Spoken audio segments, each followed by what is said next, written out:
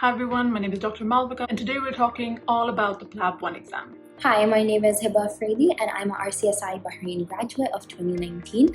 I gave my PLAB 1 exam in November 2019. The PLAB 1 exam is an exam that you have to give in order to be registered with the GMC in the UK and to be known as a competent doctor.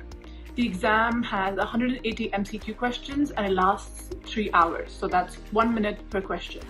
The questions are from all different categories of medicine, surgery and ethics.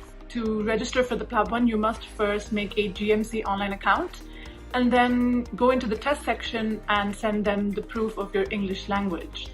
The proof can now be sent through email, as I've been updated by the students, and this is to accommodate COVID-19. So you can send the email at gmc@gmcuk.org, and once they've updated your account, then you'll be able to book the PLAB 1 exam. You want to make sure that if you would fail the exam once, you have the option of doing it again, and you leave enough space for that.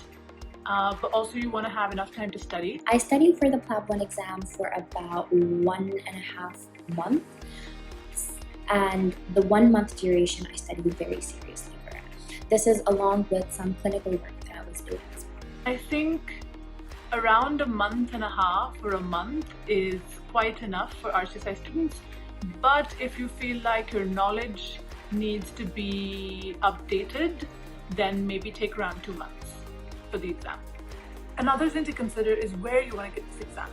This year, that's really important, especially because you might be undergoing a lot of cancellations and flights might be going cancellations. You might not be able to get a visa in time.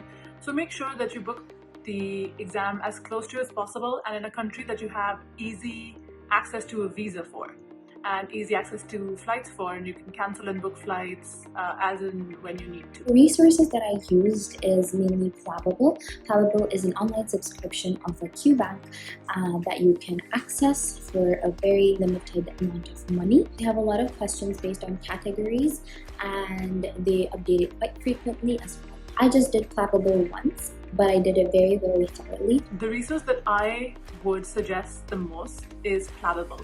PLABable, get it for 3 months and practice hardcore. Do all the questions twice, flag the questions that you think are hard and go back to them again, and I think that is more than enough. Questions are very like the questions on PLABable, so you'll really get used to realizing what are they exactly asking me.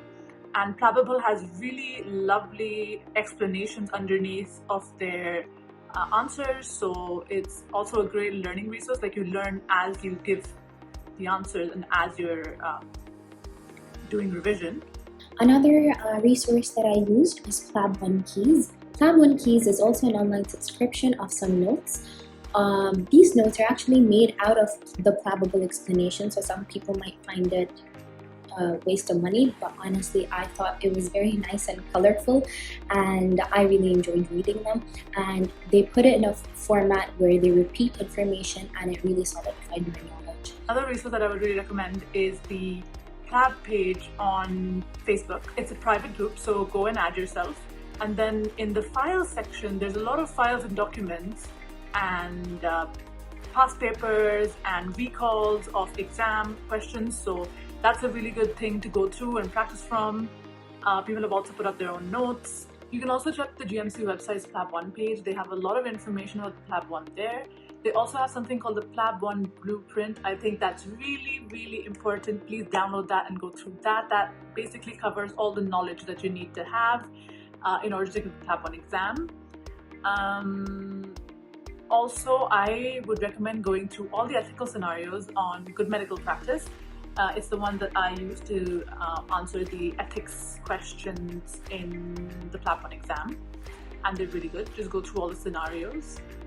The most important thing though, I think, is timing. It's all about timing. You will not realize how quickly the time goes. I know people struggle with RCSI MCQs and it's 1 minute 30 seconds per question.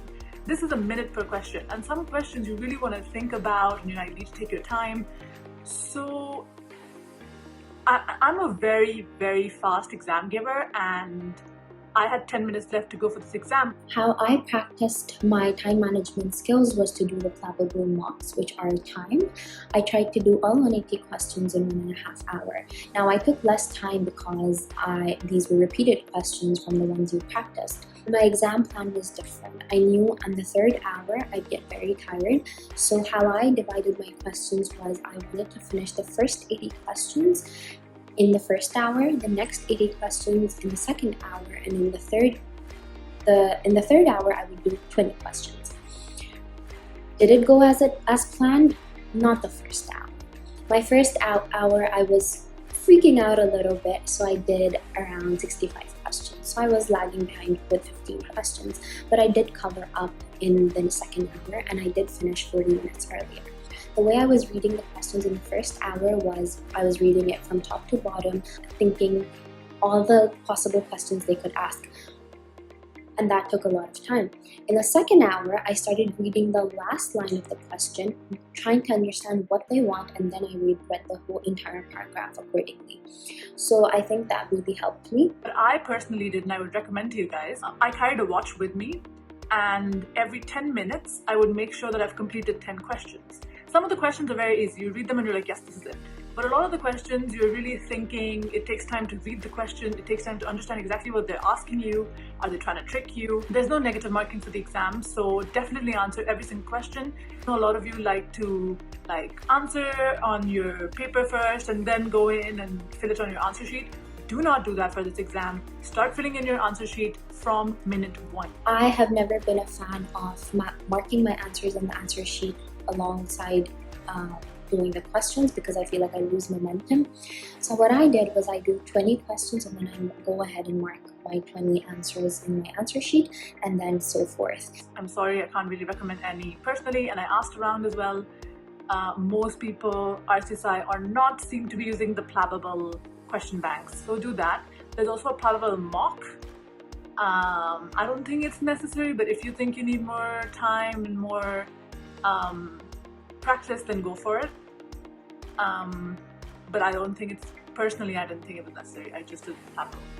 So personally, I did pass medicine at the end, but I don't remember it leaving that much of an impact on me or I finding it that important. During your prep, you're going to come across an overwhelming amount of resources. It is up to you to decide what suits you and do that well.